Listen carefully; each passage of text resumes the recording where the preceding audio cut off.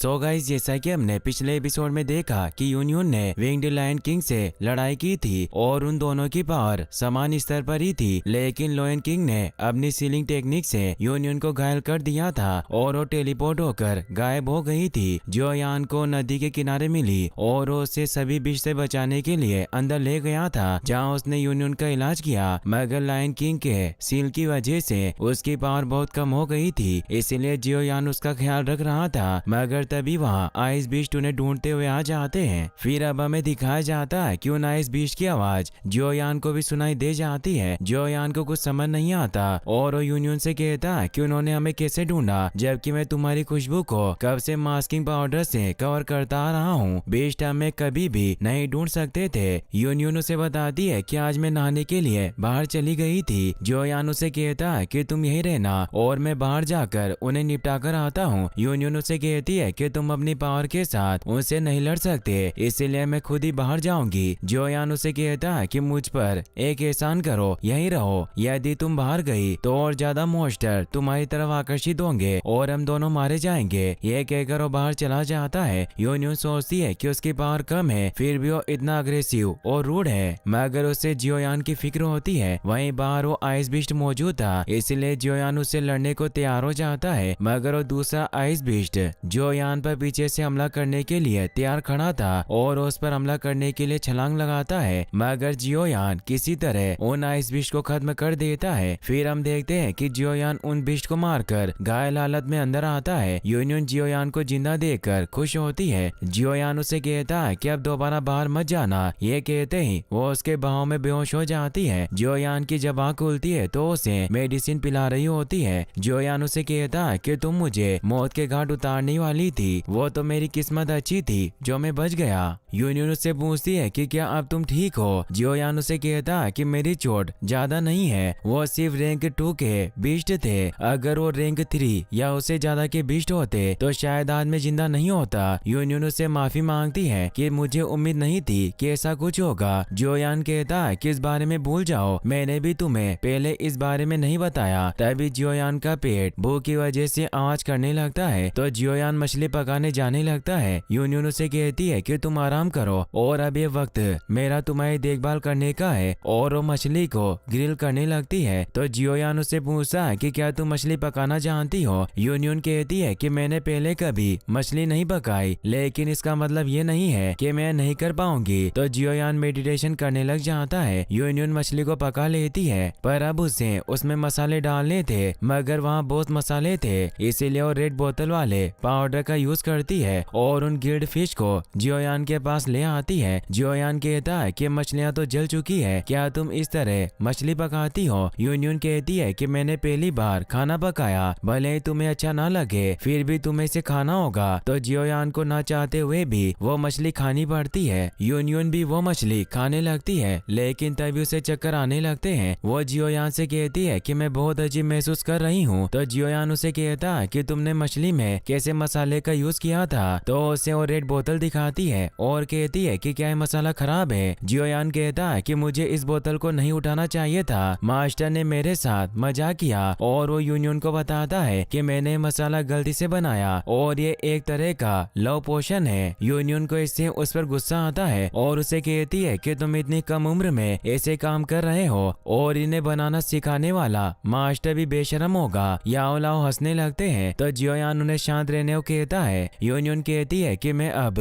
और इस गुफा में नहीं रह सकती, मुझे बाहर जाना होगा। तो जियो यान उसका हाथ पकड़कर उसे रोक लेता है, जिससे उसके ऊपर गिर जाती है। जियो यान उसे कहता है कि तुम बाहर नहीं जा सकती, क्योंकि बाहर ऐसे भी मंकी बीस्ट हैं जो इंसानी औरतों में दिलचस्पी रखते हैं। यूनियन उस सीरम की वजह से जियो यान की तरफ अट्रैक्ट होती है और उसे किस करने लग जाती है। जियो यान भी उसे किस करने लग जाता है। यूनियन जब थोड़े होश में आती है तो उसे कहती है कि तुम्हें मेरे साथ क्या कर रहे हो, मगर वो खुद भी उस लव पोशन की वजह से उसकी तरफ अट्रैक्ट हो रही थी। इसीलिए उसे कहती है कि अगर मैंने अपनी वर्जिनिटी खो दी तो मैं खुद तुम्हें मार डालूंगी। जियो यान अपने मास्टर को कहता है कि मैं इस पोशन के असर को कैसे दूर करूं। याओ लाओ हंसते हुए कहते हैं कि तुम्हारे पास एक उत्तम अवसर है, इसलिए मेरा मानना है कि इस लड़की को अपना बना लो, क्योंकि इसका जियामा साम्राज्य में एक बहुत ऊंचा दर्जा होगा। जियो यान कहता है कि आप क्या बकवास कर रहे हैं, यूनियन उस तरह की लेडी नहीं है और उसे पत्थरों पर सुला देता है। मास्टर उसे कहते हैं कि तुम्हें लव पोशन के असर को खत्म करने के लिए अपनी डूक्यू एनर्जी को अपनी उंगलियों पर इकट्ठा करना होगा और उसकी पूरी बॉडी की उससे मसाज करनी होगी। जियोयान ऐसा ही करने लगता है मगर वो भी उसकी तरफ अट्रैक्ट होता है और वो खुद को नहीं रोक पाता, इसीलिए उसे किस करने लगता है। मगर तभी यूनियन का हाथ हिलने लगता है, इसीलिए वो खुद को चाटा मारकर वहाँ से बाहर आ जाता है और पानी में छलांग लगाकर मेडिटेशन करने लगता है। यूनियन की भी अब आँख खुल जाती है। वहीं उन आइस बीस्ट के बाकी साथियों को भी यूनियन की लोकेशन का पता चल गया था, इसीलिए वो सभी वहाँ जाते हैं और अपने साथियों की मौत का बदला लेने के लिए गुफा में जाने लगते हैं। मगर तभी यूनियन के हमले से वो सभी दूर गिर जाते हैं। जियोयान भी बाहर आ जाता है। यूनियन उस पर अपनी तलवार पॉइंट कर देती है और उसे कहती है क्या जो कुछ भी हमारे बीच हुआ उसे राजी रखना, जैसे हमारे बीच कुछ हुआ ही ना हो। जियोयान उसे कहता है कि सबने हमेशा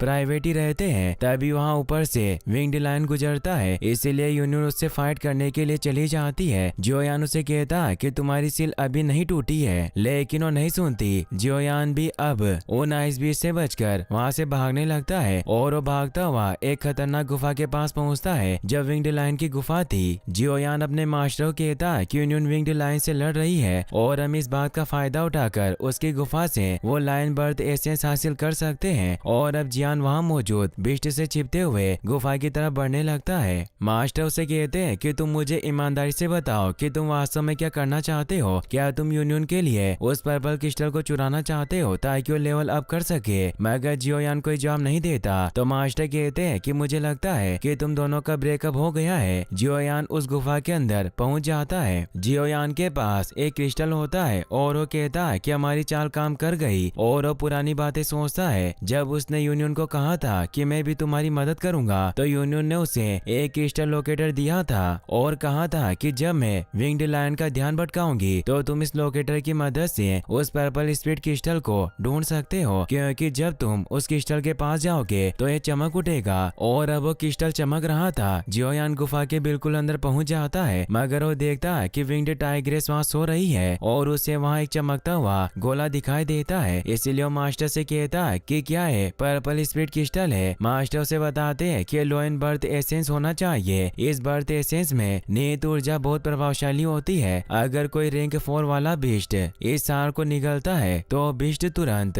लेवल 5 पर पहुंच सकता है। जियोयान कहता है कि कमाल का है और उस टाइग्रेस को बाहर भगाने के लिए उसकी तरफ एक पर्पल स्मोकिंग फ्रूट फेंकता है, क्योंकि वो लेवल 3 बिस्ट होने की वजह से उसे हरा नहीं सकता था, इसीलिए ऊपर दीवार से चिपक कर छिप जाता है। मास्टर कहते हैं कि क्या तुमने इसमें जहर मिलाया। तभी वो टाइग्रेस उस फल से आकर्षित होकर उसे खा लेती है। मास्टर जियोयान को बताते हैं कि अगर तुमने इसे जहर दिया होगा तो इसका उस पर कोई असर नहीं होगा, क्योंकि इनमें पोषण के प्रति एक गुड रेजिस्टेंस होता है। तभी उस टाइग्रेस को कुछ होने की वजह से वो वहाँ से बाहर भाग जाती है। जियोयान मास्टर को कहता है कि मैंने उसमें जहर नहीं बल्कि एक रोचक फॉर्मूला मिलाया था। और अब जियोयान उस एसेंस को हासिल करने के लिए उसकी तरफ छलांग लगाकर उस गोले को पकड़ लेता है, मगर उसे दर्द होने की वजह से वो दूर गिर जाता है। मास्टर बताते हैं कि इसमें पाशिक बल है, इसीलिए तुम इसे हासिल नहीं कर सकते, पर तुम इसे खोलने का प्रयास कर सकते हो। जियोयान उस लोकेटर को बाहर निकालता है और उसे वहाँ एक जेम के अंदर वो पर्पल स्पिरिट क्रिस्टल मिल जाता है, जिससे वो खुश होता है। फिर वो उस क्रिस्टल से उस गोले पर हमला करके उसमें से एसेंस निकालने लगता है। तो जियोयान उन्हें जेट बोटल्स में भर लेता है, मगर उस एसेंस की कुछ बूंदें नीचे गिर गई थी।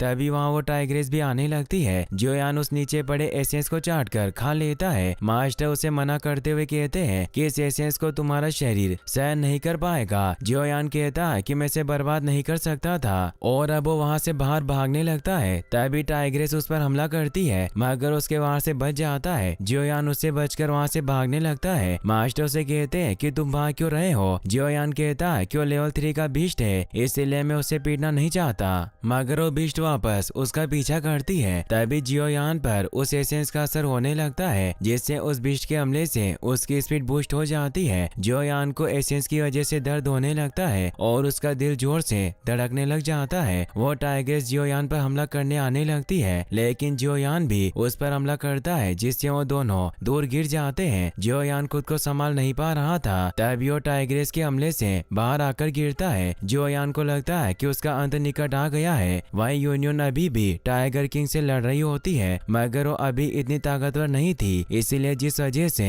वो अपनी विंग्ड स्ट्राइक पावर से उस पर हमला नहीं कर पा रही थी और लायन किंग उसे मारने के लिए अपनी पावर को एक्टिवेट करने लगता है। जियोयान यूनियन को बचाने के लिए वापस खड़ा हो जाता है। उसे उसके साथ बिताए हुए लम्हे याद आने लगते हैं और अब वो उस एसेंस की बोतल को अपने हाथ में फोड़ लेता है, जिससे उसकी पावर और बढ़ने लगती है। बीस्ट उसकी तरफ बढ़ने लगते हैं। यूनियन भी उसे देख लेती है। जियोयान अपनी फ्लेम स्प्लिटिंग पावर का यूज करके टाइगर किंग की तरफ एक हमला करता है, जिससे यूनियन भी आगे से हट जाती है, जिससे हमला सीधा टाइगर किंग को जाकर लगता है। यूनियन की भी जान बच जाती है, मगर जियोयान कमजोर होकर नीचे गिरने लगता है। यूनियन उसे पकड़ लेती है और उसे इस हालत में देखकर काफी इमोशनल हो जाती है। सभी बीस्ट उन पर हमला करने के लिए आने लगते हैं, लेकिन यूनियन एक्सट्रीम विंड पावर से उन पर हमला करने को तैयार होती है, मगर ये सीन यही कट हो जाता है। फिर हमें दिखाया जाता है कि जियोयान की जब आँख खुलती है तो पानी के किनारे लेटा होता है। जियोयान को लगता है कि यूनियन चली गई है। वहीं हम ऊपर पहाड़ पर यूनियन को देखते हैं, जो जियोयान को देख रही थी। वो जियोयान को थैंक्स कहती है क्योंकि अब उसे पर्पल स्पिरिट क्रिस्टल मिल चुका था।